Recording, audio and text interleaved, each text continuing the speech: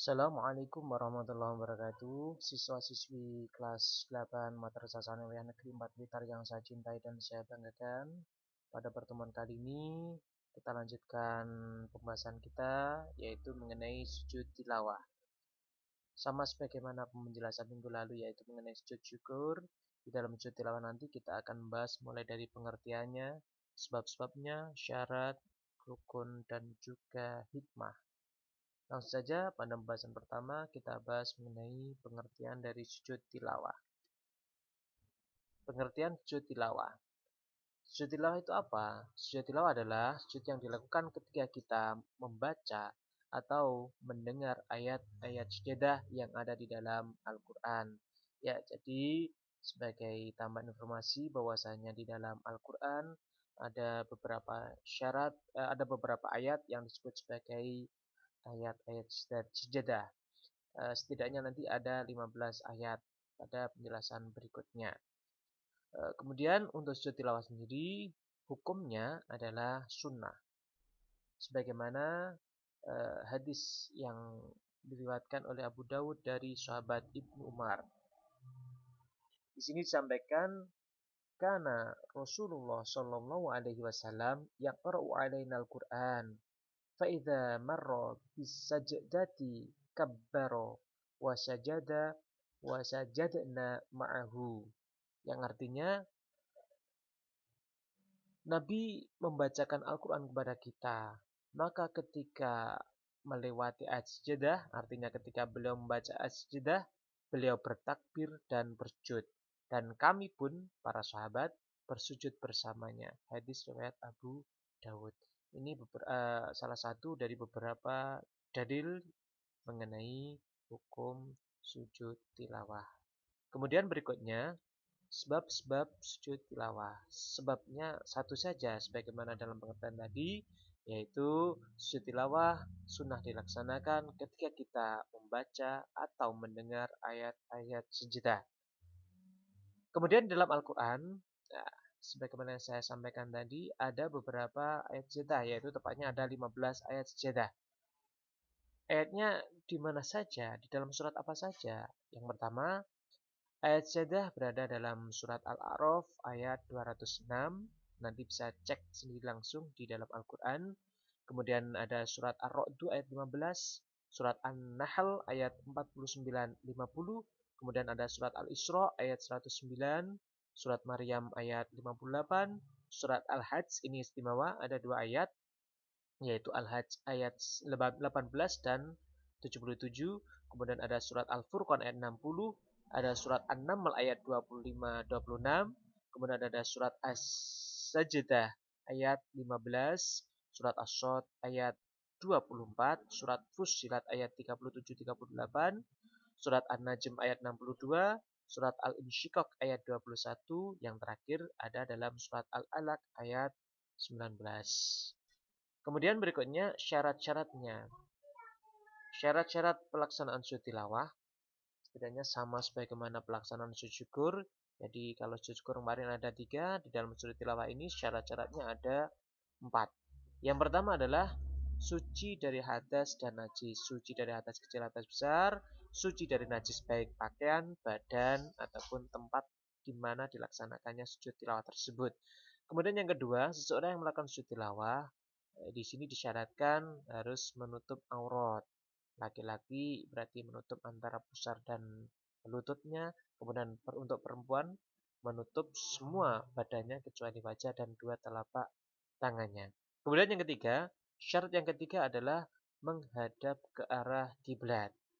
Jadi sujud tilawah dilaksanakan dengan menghadap ke arah kiblat. Dan yang terakhir, sujud tilawah tersebut dilakukan setelah kita atau orang yang melaksanakan sujud tilawah tersebut membaca atau mendengar ayat-ayat sajadah. Itu syarat-syarat dari sujud tilawah. Kemudian langsung masuk ke pembahasan berikutnya yaitu rukun sujud tilawah. Ada 6 rukun. Ya, rukun sebagaimana penjelasan yang sudah saya sampaikan, rukun adalah sesuatu yang harus dipenuhi ketika kita melaksanakan sesuatu. Berarti ketika kita melaksanakan sujud tilawah, sesuatu yang harus dipenuhi. ini ada 6 perkara atau rukun tersebut. Yang pertama adalah niat melaksanakan sujud tilawah. Niat mahalu niat fi qalbi, tempatnya niat ada di dalam hati. Untuk niatnya ini bisa menggunakan bahasa Arab, bisa menggunakan bahasa Indonesia, apapun yang kita pahami. Yang penting di situ berisi mengenai niat kita untuk melaksanakan sujud tilawah. Kalau menggunakan bahasa Arab bisa menggunakan nawaitu sujud tilawati sunnatadillahi ta'ala. Kalau menggunakan bahasa Indonesia bisa menggunakan kata-kata saya berniat melaksanakan sujud tilawah karena Allah Ta'ala. Bisa juga dengan menggunakan bahasa lain, bahasa Jawa dan lain sebagainya. Itu yang pertama. Kemudian yang kedua, takbiratul ihram. Allahu Akbar. Niat dan takbiratul ihram ini dilaksanakan bersamaan. Takbiratul ihram yang bekerja ini adalah lisan, mulutnya mengucapkan Allahu Akbar, niat berbarengan dengan takbiratul ihram tersebut yang melaksanakan adalah hati. Jadi mulutnya mengucapkan Allahu Akbar, hatinya mengucapkan nawaitu sujud tilawati lillahi ta'ala atau saya berniat melakukan sujud tilawah karena Allah Ta'ala. Kemudian yang berikutnya, rukun yang berikutnya adalah sujud, yaitu sujud tilawah tersebut. Ya, bacaannya sama sebagaimana bacaan sujud syukur kemarin.